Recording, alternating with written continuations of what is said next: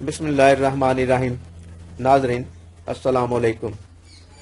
नाजरीन, आज हम स्कूल काउंसिल के एक और कानूनी तौर पे जो उनके लिए ज़रूरी है, जो स्कूल काउंसिल के मुतलका चीज़ है, उसके बारे में आज बात करेंगे। स्कूल काउंसिल में जब बच्चों चीज़ और डिस्कस होती है, जब स्कूल में बच्चों की तादाद बढ़ जाती है तो उसके लिए कौन सी चीज़ें ज़रूरी होती हैं, ये जानने के लिए आपको कि आज की हमारी ये वीडियो आखिर तक देखें और समझने की कोशिश करें।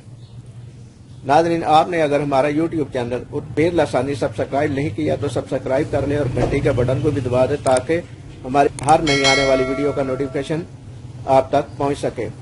स्कूल काउंसिल के अजलास में यह चीज़ भी डिस्कस होती है कि बच्चों की तादाद बढ़ गई है और उसके लिए क्या चीज़ें ज़रूरी हैं। तो जानिए कि स्कूल के बच्चों की तादाद जो होती है ना, 40 बच्चों के लिए एक या महकमा एजुकेशन एक टीचर देता है और 80 तादाद पर 2 टीचर होते हैं। प्राइमरी की बात कर रहे हैं हम यहाँ। प्राइमरी स्कूल में बच्चों की 40 तादाद के ऊपर एक टीचर दिया जाता है महकमा एजुकेशन की तरफ से। अगर तादाद बढ़ जाए, अगर स्कूल में 4 टीचर हैं या 5 टीचर हैं, 200 तादाद है और उससे ऊपर हो गई है तादाद, तो महकमा एजुकेशन को स्कूल काउंसिल रिक्वेस्ट भेजती है कि हमारे स्कूल में तादाद ज्यादा हो गई है, जिसके लिए हमें एक टीचर या 2 टीचर की जरूरत है। तो वो उनको लेटर लिखती है, रिक्वेस्ट भेजती है हेड टीचर AEO की तरीके से। AEO को बताया जाता है कि हमारे स्कूल की तादाद बढ़ गई है, उसके लिए हमें मजीद टीचर दरकार है। अगर सरकारी तौर पे उनके पास अजाफी टीचर हो तो वो देते हैं, लेकिन अगर ना हो तो उसके लिए टीचर की ज़रूरत तो है स्कूल में, लेकिन वो कैसे मुहैया किया जाए, उसके लिए फिर जो है ना AEO डिप्टी DO से मशवरा करके या उनके अहकाम के मुताबिक स्कूल का जो हेड टीचर है उसको ये कहता है कि आप प्राइवेट तौर पे एक टीचर या 2 टीचर जितनी ज़रूरत है वो आप रख लें, लेकिन उसका एक तरीका कार है रखने का। स्कूल काउंसिल जो है ना इसकी अप्रूवल देती है कि टीचर की ज़रूरत है तो ठीक है रख लें, और उसमें ज़रूरी जो चीज़ें होती हैं, जिसको आपने टीचर रखना है उसकी क्वालिफिकेशन आपने चेक करनी है, उसके कागजात, उसकी CV जो है आपने देखनी है, क्योंकि हेड टीचर अकेला मजाज नहीं है किसी भी प्राइवेट टीचर को रखने का।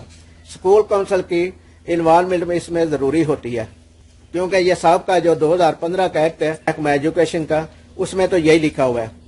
इसमें अगर तरमीम हुई है तो वो आप देख लें किताबचे में, या AEO आता है उससे डिस्कस करके देख लें कि क्या ये ऐसा ही है।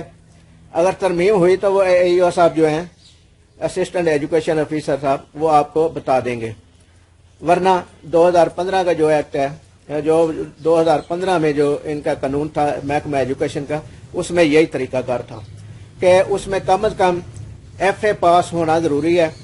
FA से नीचे को टीचर नहीं लिया जाता, और उसकी तनख्वाह भी SMC अकाउंट है जो स्कूल मैनेजमेंट कमेटी का, उसमें से अदा की जाती है।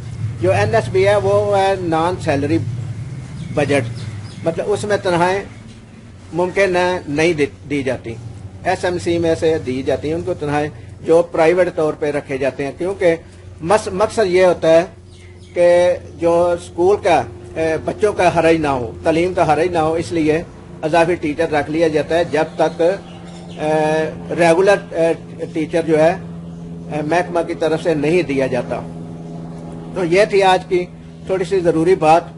इसमें आपको अगर कोई किसी बात की समझ ना आए तो आप हमें कमेंट्स में हमारे से मशवरा कर सकते हैं, पूछ सकते हैं हमारे से, क्योंकि आपके लिए जो ज़रूरी है वो हमने आज इस वीडियो में बता दिया है। क्योंकि ज़िम्मेदार हैं आप, शरीफ शहरी हैं, आपके बच्चे यहाँ पढ़ते हैं, और आपने हर मुमकिन ये कोशिश करनी है कि जो फंड्स बच्चों के लिए आते हैं वो प्रॉपर तरीके से, अच्छे तरीके से स्कूल के फलाह बहबूद पे खर्च हों, क्योंकि आपने भी इसका जवाब देना है।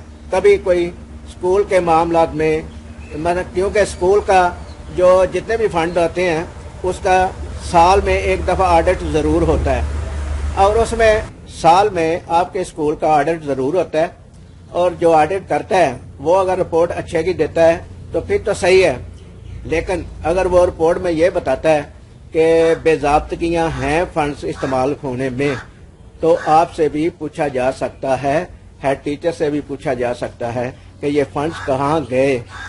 آپ ذمہ دار ہیں اس کے، آپ کو ان ساری باتوں کا خیال رکھنا ضروری ہے، معلومات دی جا سکے جو ہمارے پاس موجود ہیں۔